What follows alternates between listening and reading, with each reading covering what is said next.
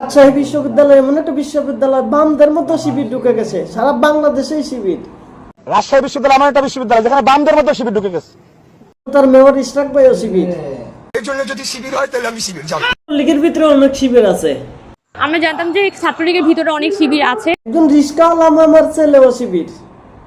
আমি শুকরিয়া জানাই আল্লাহ, আমার এই 3 ছেলে যেন শিবির হয়। ছোট ছোট শিশুদের মধ্যে শিবির ঢুকে গেছে। আওয়ামী লীগের কোন নেতার বউ জামাত করে না, জামাতের কোন নেতার বউ জামাত করে না, কিন্তু বিএনপির নেতার বউ জামাত করে। শিবিরের ভিতরে জামাত ঢুকে গেছে। আওয়ামী লীগের কোন নেতার বউ কিন্তু জামাত করে না, জামাতের কোন নেতাও বউ জামাত করে না, করে বিএনপি নেতাদের বউরা জামাত করে। কেন? উপরে কাপড় থাকলে শিবির, দাড়ি টুপি থাকলেই শিবির। উপরে কাপড় পরলেই শিবির, দাড়ি টুপি থাকলেই শিবির। সবার কথাবার্তা শুনে মনে হইল যে বাংলাদেশের লোক মানে বাংলাদেশের শ্রমিক, কৃষক, স্টুডেন্ট, ছাত্র ছাত্রী, শিশু মানে শিবির। বাংলাদেশের সবাই শিবির।